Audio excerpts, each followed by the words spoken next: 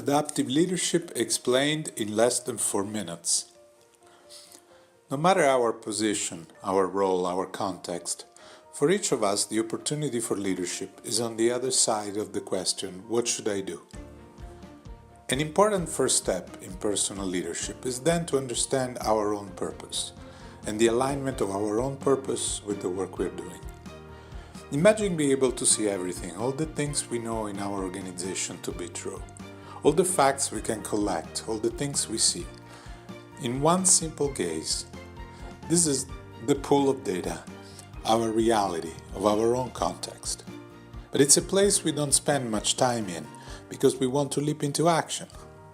But when we win the urge to get things done immediately and start entertaining multiple interpretations of what we see, multiple explanations of what happens, little by little we climb up a ladder.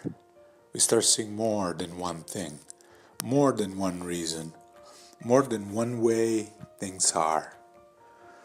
We are on our way to the balcony, above the day-to-day fray, a fresh new perspective where we begin to see differently. Two very distinct kinds of work get into focus from the balcony.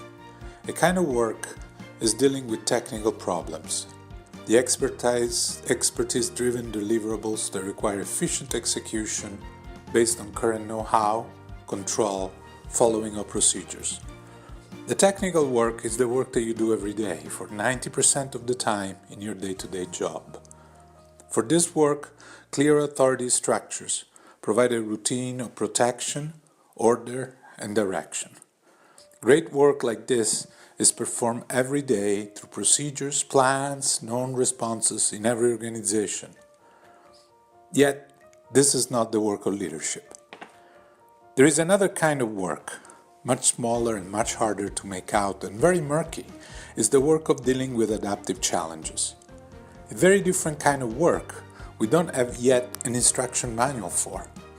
Work for which much more than a quick fix is required. Work that requires people to rethink their own values, loyalties, and habits.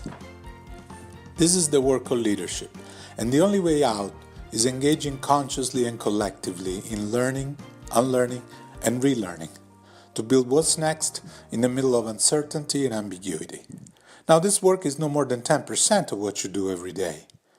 But this work is about dancing on the edge of what you know, or what you expect, or what you consider true, or what you would do by default. It's a place where you need to experiment with a sense that things may go well or things might go wrong. And you can do it alone. You gather a group of people willing to roll up their sleeve, and factions quickly surface. A group of people are in favor, people they're against. Others they are okay with the status quo. They sense the danger and do an unspoken calculation of what's at stake the progresses make. The risk of that they may lose status, appear incompetent, disappoint people they care about, look bad. Inevitably, conflict arises. Your job will be to orchestrate the conflict, as people in this work become fearful their expertise, authority, security being challenged, insufficient, or not helpful. Yet, the work of leadership here is holding people through this loss. Imagine having a hand on a thermostat, turning the heat up and down to keep people fired up enough around purpose without having them boil over at their own source of uncertainty.